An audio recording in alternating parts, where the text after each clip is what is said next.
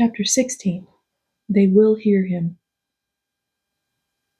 It was quite natural for me to take more than a passing interest in the delivery of a message forwarded under such extraordinary circumstances, a message destined to put to the test the unselfish plea urged by Dives that his brother would hear one who returned from the dead. My father was not a reed to be shaken by the wind, but a man of strong convictions and courageous to a fault in his defense of them, rather than given to being inclined to the superstitious. Hence the outlook for such success as I wished was by no means so hopeful as I could desire, unless my message might revive in his memory some vibration of our recent interview in his sleep, and so contribute to results I could neither foresee nor estimate. Alas, I had not then learned what I know by many experiences now, how much more conscientious the soul is, even in its temporary discarnation, than when it walks abroad, clothed in its mantle of flesh and blood. If men only knew how the mask of flesh disguises their true identity, even for themselves, they would stand aghast at the revelation. There was pity as well, as philosophy and the advice of the Grecian sage when he said, "Man, know thyself." The study of psychology is already revealing the fact that the idea of multiple personality is not altogether a fiction. It will not be long before it goes even further and recognizes that Robert Louis Stevenson wrote with an inspired pen and drew a characteristic picture of the race in the supposed creation of Dr. Jekyll and Mr. Hyde. The portrait is only that of a man asleep and a man awake.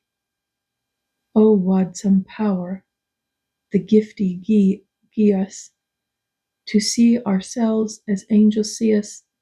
It wad from money a blunder free us, and foolish notion. But what unnumbered errors we stumble into because such a priceless boon never rises beyond a poetic expression rather than an honest desire, and man goes on content to remain a stranger to his own true self, equally as to his fellow. That I was somewhat too sanguine in my hopes the sequel will show, but the lesson it taught me was a useful and necessary one. In my hope and expectation, I had failed entirely to consider the earth influences in balancing the probabilities. Maianin knew this, as I afterwards discovered, but he did not interfere, because these neglected forces tell like weights of lead in their opposition to our efforts, and it was better that I should discover it in practice rather than learn it as a theory. My error lay in estimating probabilities according to the standard of my own condition, where everything is seen as it really is and may be accepted at its face value. Acting upon the change I found in my father in the sleep interview, I was led to apply this estimate to him in relation to his dealings with the message I had just transmitted. I hoped the evidence it would afford would impress him and probably lead to a nobler future by inquiry and recognition of the indisputable evidence of available facts. "How bright some visions break upon us," said Maianin presently, arousing me from my thoughts by one of his enigmatical utterances. "I scarcely understand you," I replied. His smile revealed more than his words. "I think this last experience has confused me somewhat," I said. "I have almost forgotten everything in wondering what effect the message will have upon my father." "You must not hope for too much. But would you like to watch its effect for yourself?" "I should indeed, if such a thing is possible." It can easily be arranged," replied my friend. Then, speaking to our recorder, he inquired, "Will you let me know when you are about to deliver the message? Listen, all ye who are accustomed to think of death as the last dread enemy of mankind." Maianin was speaking to one on either side of the tomb. He was equally heard by each, yet his voice was not louder than a musical whisper. He was making a request that when his fellow servant on earth proceeded to execute a commission on the morrow, a telegraphic message should be sent to him in paradise to acquaint him of the fact. Yes, certainly, was the ready response. Then Eusmos shall call Ephrar, and they shall go with you to learn the result. With such arrangements possible, how far away from earth are we removed? Eusmos kept the appointment, and when James and my father met, we were present, though unseen. The reception was such as the host generally accorded to strangers, especially those who were regarded as socially inferior to himself, proud, cold, and quizzically suspicious. You wish to see me? He inquired without offering a seat. Yes, but my reason for doing so requires some little explanation. Make that as brief as possible. I'm a busy man with no disposition to waste time. Nor can I afford to do so, but being asked to deliver a message, excuse me, from whom do you bear the communication? Your son, Mr. Frederick Winterly. It is false. My son is dead, and there our interview must end. He turned to open the door. Very well, if you so elect, replied James. But I think your son, whether dead or not, would like to know you had recovered your lost volume of lost portraits. He turned sharply, without opening the door, to inquire warmly. What do you know about the book?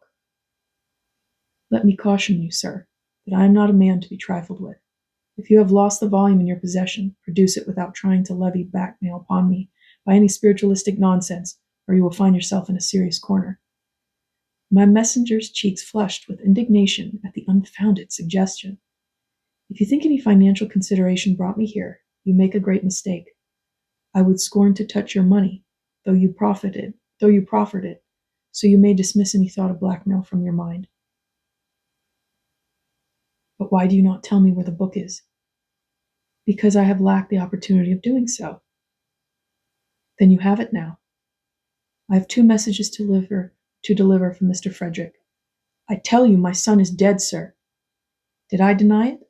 Will you excuse me, Mr. Winterly, but this interview is quite as unpleasant to me as yourself. If therefore you will allow me to say what I came to say, and take my leave, I shall feel obliged. What course do you choose to take upon the information I have to give can be determined afterwards.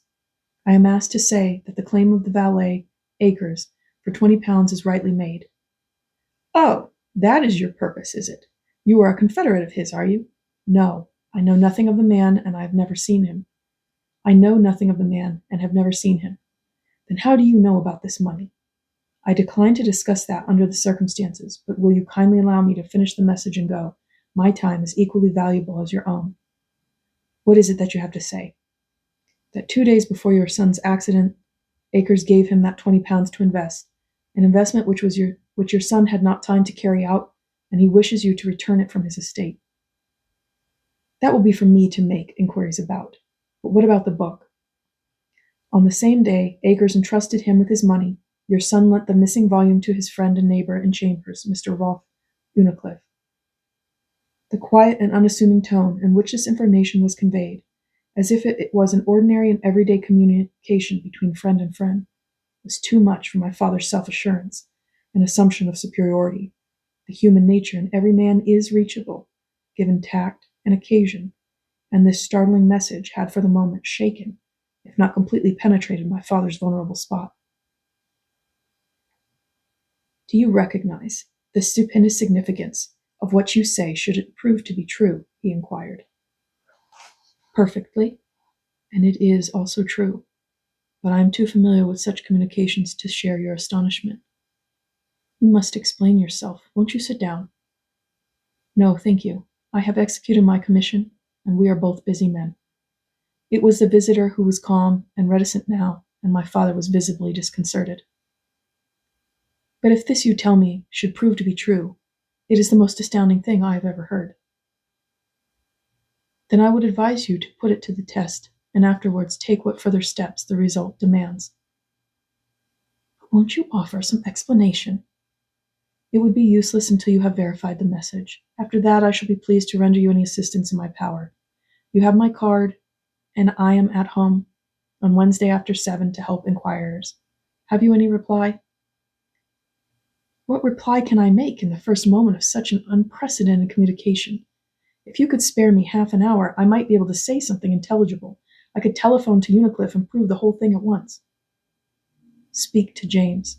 I appealed to Eusmos, and suggest that he accede to the request. No, it would not be well, he answered.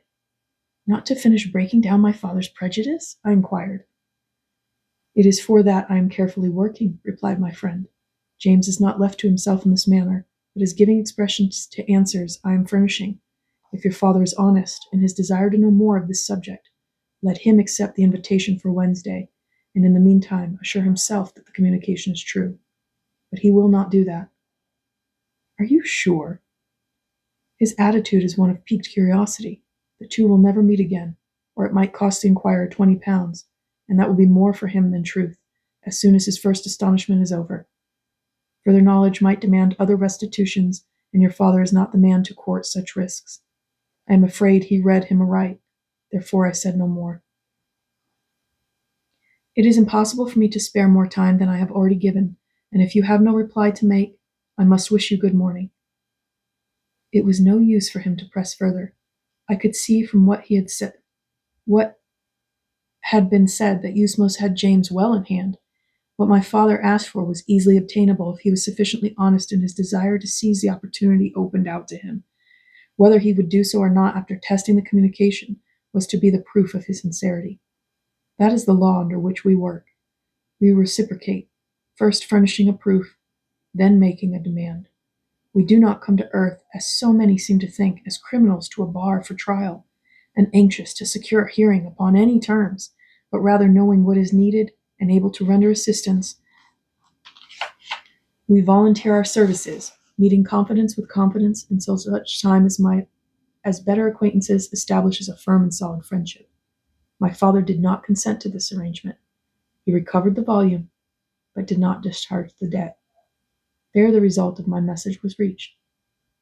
He is with us now, knowing the truth, and were I to visit him and ask the question, he would gladly give all the gold the world contains, did he possess it, for the opportunity and its possibilities he then so lightly threw aside. Still, it is doubtful whether his moral standard was below the average on whole, but when we stand in the light of eternal verities, it seems almost incredible that men of sound business instincts can allow themselves to be so completely blinded by false dogmatic assurances in the matter of their spiritual interests. No man will complacently regard himself as safe in the commercial world when he knows his check at the bank will be dishonored, and yet the same individuals go through life seemingly smilingly confident in their condition of spiritual bankruptcy, convinced that when the hour of need arrives, they may draw heavy checks on the bank of faith, where their names are unknown, which checks will be honored at sight, and every spiritual claim find payment through a dying prayer. Quote, be not deceived, end quote. If you have been able to mock your fellow successfully, you will meet with a rude awakening when you try the same on God. He will never become the accomplice of a dying thief seeking to evade justice. No compositions are accepted in the court of death, but every debt must be fully discharged with the legal interest. Mercy is left behind as you cross that threshold, and justice is the only judge occupying the bench. Not that God has changed, but the sinner has been arrested and brought to trial. Mercy defers the arrest, but justice follows it. With all the prayerful solitude of a soul who has passed along the way and knows what lies before it, I would place myself as far as possible on the earth side of the brow of the hill from whence the descent into the valley begins, and shout, be cautious how you proceed, for the hill is dangerous. End quote. When one descent begins, there is no escape. If you have not made your preparations in advance, woe betide you. The promise secured by the appalled soul of the dying thief was nothing more than a promise to be heard and justly dealt with on his arrival in paradise. He was not forgiven. He could not be forgiven in the face of the law, which enacts that, quote, whatsoever a man soweth, that shall he also reap, end quote. Mercy has opened the gate of paradise, and Christ has lovingly rolled away the stone from the door of the sepulchre, that the voices of those who have passed into the beyond may be heard on earth, testifying to what they have discovered for your instruction. But ignorance blinds your eyes and stops your ears, and you are lulled into a false security by vain traditions, moving towards your fate with a sharper sword than that of Damocles trembling overhead till its hair is snapped, and you wait to find yourself in the presence of an inexorable law, from the consequences of which your trusted dogmatism has assured you a full discharge had been granted.